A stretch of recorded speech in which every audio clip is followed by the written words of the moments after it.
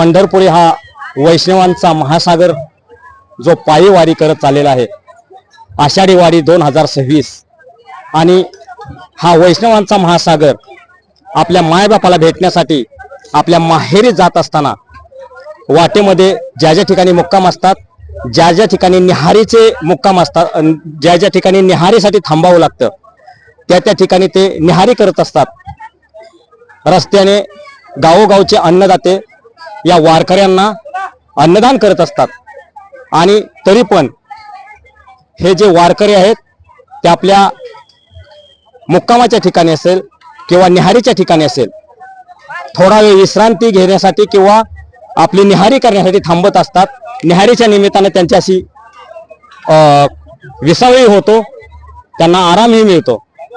ज्यावेळेस ही वारी आळंदीहून पंढरपुरी जात असते, त्यावेळेस ह्या वारकऱ्यांना अन्नाचीही गरज असते आणि अध्यात्माची गरज असते. हरिनामाचा गजर करत हे वारकरी हा वारकऱ्यांचा महासागर पंढरपूरला देवशयनी एकादशी दिवशी पोहोचत असतो आणि आपल्या चंद्रभागेमध्ये पवित्र स्नान करून पुंडलिकाचं दर्शन घेऊन, नंतर एकनाथाच्या पायरीचं दर्शन घेऊन आपल्या विठुरायाच्या चरणी नतमस्तक होत असतो. असेच कित्येक वर्ष वारी करणारे आणि विठुराया चरणी आपलं जीवन समर्पित करणारे, आपलं आजीवन विठुरायालाच अर्पण करणारे कित्येक वारकरी आहेत, जे वर्षानुवर्ष न थकता आपली वारी पूर्ण करत असतात. आणि हे त्यांच्या जीवनाचं एक सार बनून राहिलंय की मला प्रत्येक वर्षाच्या आषाढी वारीला पायी वारी जायचंच आहे आणि मला पायी वारी करायचीच आहे. जोपर्यंत माझ्या पायामध्ये त्राण आहे, जोपर्यंत मला विठुराया चालवणार आहे, तोपर्यंत मी वारी करतच राहणार आहे. अशाच आपण वारकऱ्यांशी चर्चा करणार आहोत, त्यांच्याशीच जाणून घेणार आहोत की ते किती वर्षापासून वारी करत आहात. आणि काय सांगताल, आपलं नाव काय आजोबा? माझं नाव दत्ता. आपण कुठून आहात? गंगाखेड तालुका, परभणी जिल्ह्यातून. आता तसं सांगायला गेलं तर जे गांधी टोपीवाले आहेत, ते गांधी टोपीवाले या वारीमध्ये लहानांपासून थोरांपर्यंत दिसतात. म्हणजे एक ते वारकरी असण्याचं तथ्य आहे. परंतु तुमच्यासारखे असे पटकेवाले फार कमी दिसतात. मग आता मला सांगा की तुमचं आतापर्यंत आता वय काय आणि तुम्ही किती वर्ष झालं वारी करत आहात? तर माझं वय आता 81 चालू आहे आणि वारी करतो 45 वर्षापासून. 45 वाऱ्या झाल्यात माझ्या. म्हणजे जवळजवळ तुम्ही वयाच्या 36व्या वर्षापासून वारी करतो. हो. आणि न थकता न दमता आळंदी ते पंढरपूर. बरं, आता तुम्ही पिंपरद या ठिकाणी जो आजचा बरडचा मुक्काम आहे आणि वाजेगाव या ठिकाणी तुम्ही निहारीसाठी थांबलायत. आपण बघतोय की सर्व वारकरी हे निहारीसाठी थांबले. त्या निमित्तानं तुम्हाला विसावाही भेटणार आहे. तर तुम्ही या वारकऱ्यांना काय सांगचाल? आता हे छोटे छोटे वारकरी तुमच्या बरोबर आहेत. हो, आहेत ना. काय सांगचाल? तर इथं आता विश्रांती पावलो सांभाळा उदरी. मग विश्रांती करता थांबलो तर आता विश्रांती घ्यायची, पुन्हा नंतर संध्याकाळच्या मुक्कामाला तिथं चालत जायचं. तिथं चालत गेलं म्हणजे ना, तिथं आणखी संध्याकाळचं विश्रांती करायची आणि सकाळी चालत जायचं, पुन्हा भजन करीत जायचं. असं नाही, म्हणजे हरिनामाचा जप करत, हरिनामाचा गजर आणि जप करत आपल्या विठुरायाच्या चरणी आणि माऊलींच्या चरणी नतमस्तक होत. तर एक ठिकाणी असं सांगितलंय, युद्ध करायचं झाल्यावर युद्धाला काय लागतंय?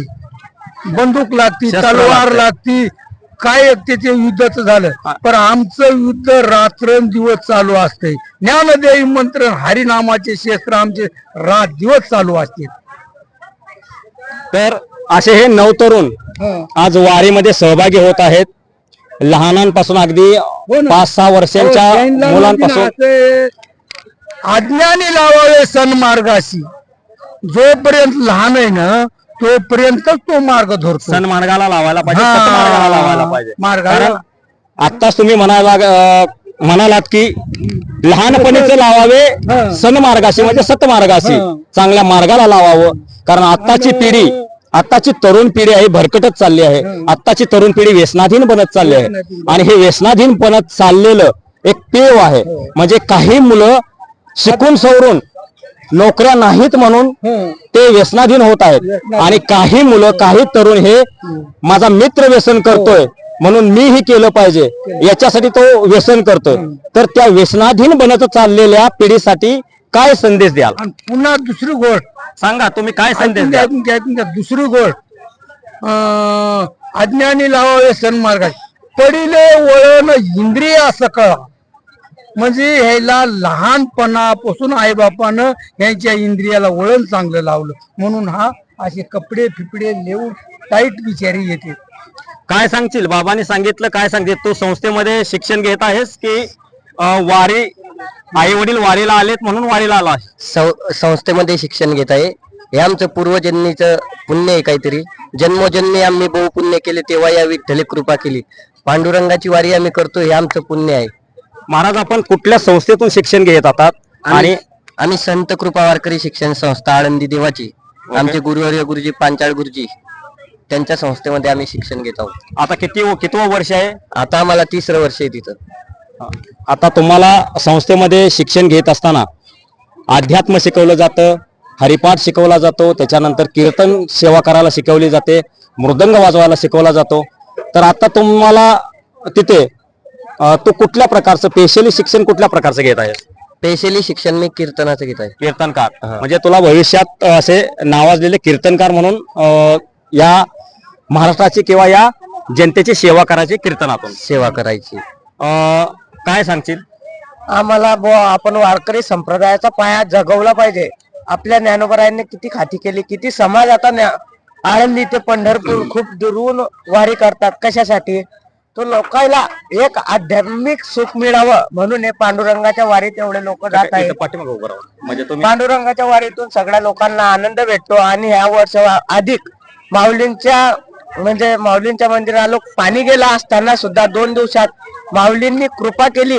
सगळे पांडुरंगाच्या चरणाजवळ आता ठीक 5-6 दिवसात आता 5-6 मुक्कामात पांडुरंगाच्या चरणाजवळ जाणार आहे आणि 2-3 दिवस तिथं पांडुरंगाच्या जवळ म्हणजे विश्रांती घ्यावा लागेल.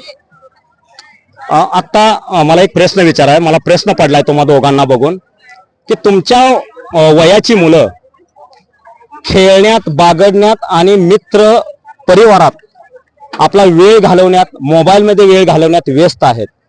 या कलियुगामध्ये मोबाईल हे असं साधन आहे की समाज आणि ही तरुण पिढी बिघडवत चाललेलं साधन आहे.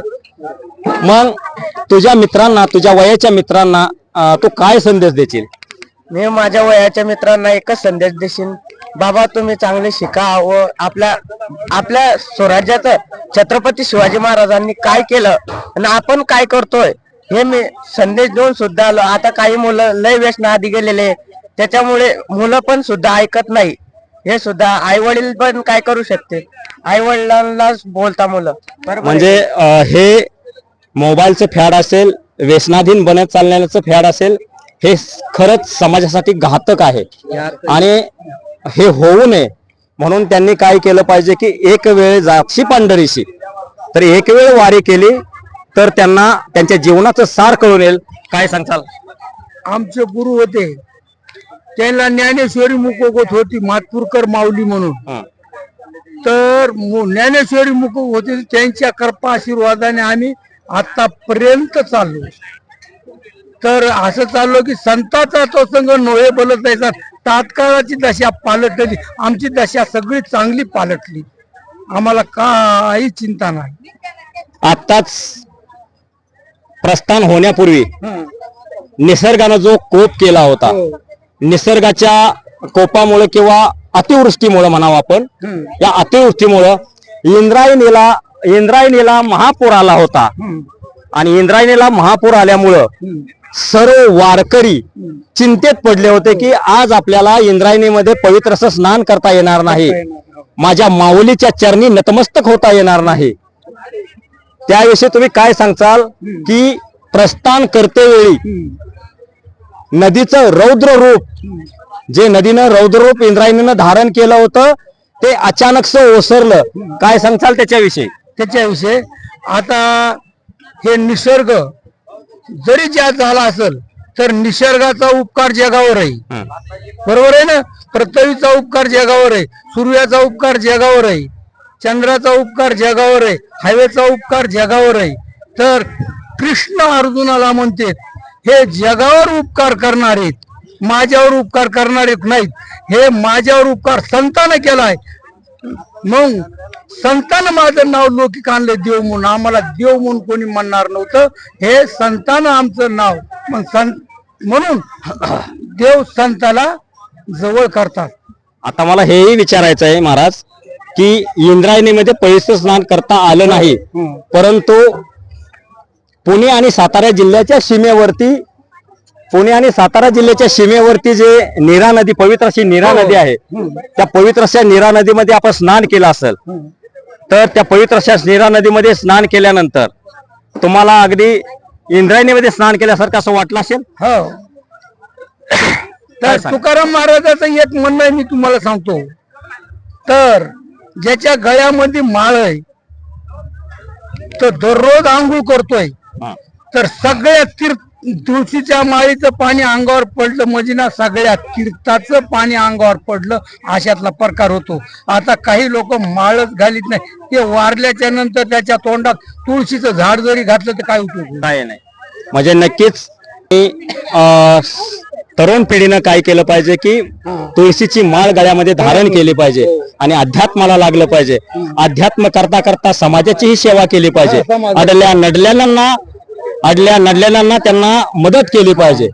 अपंगांना, अंध व्यक्तींना मदत केली पाहिजे. जमल एवढी मदत केली तरच तुमची ही सेवा पूर्ण होईल. नाहीतर फक्त वारी करतोय, 35 वर्ष 40 वर्ष वारी करतोय, वारी केल्यानंतर घरी जातोय आणि आपले जे कुविचार आहे ते म्हणा त्याचा काहीच उपयोग होणार नाही. तर काय सांगताल त्याच्याविषयी? तर वारी करतो, सेवक हे करावे सांगितले काम. आम्हाला काम सांगा तुम्ही, आम्ही नाही तुम्हाला सांगणार, तुम्ही सांगितलेलं आम्ही करू. किती?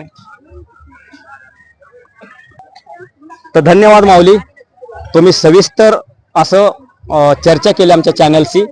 आणि या दोन माऊलींनी जे आज अध्यात्माचं शिक्षण घेत आहेत, आळंदीमध्ये पवित्र अशा ठिकाणी ते अध्यात्माचं शिक्षण घेत आहेत. हे महाराज बोलले मला कीर्तनकार व्हायचे, यांचंही काहीतरी. तुम्हाला काय व्हायचंय? मी मृदंग, अगदी उत्कृष्ट असे मृदंग वादक यांना व्हायचे. कारण मृदंगाची साथ असल्याशिवाय कुठलाही कीर्तनकार कीर्तन करू शकत नाही. तर मित्रांनो, 1 वर्ष वारी मिळणार. आज या वाजेगावच्या विसाव्याच्या ठिकाणी, वाजेगावच्या निहारीच्या विसाव्याच्या ठिकाणी आपण या सविस्तर अशी चर्चा केलेली आहे. आणि तुम्हाला या जीवनाचं काय सार असतंय ते या महाराजांनी सांगितलंच आहे. गेल्या 45 वर्षापासून ते अविरत अशी पायी वारी करत आहेत. तर तुम्हीही तुमच्या जीवनामध्ये बदल घडवण्यासाठी एक वेळ जाशी पंढरीशी या उक्तीप्रमाणे एक वेळ तरी वारी करा आणि आपल्या जीवनाचं सार्थक करा. धन्यवाद मित्रांनो. आपण पाहत होतात महाराष्ट्र देश न्यूज मराठी. मी सहसंपादक दादाराजे भोसले, वाजेगाव.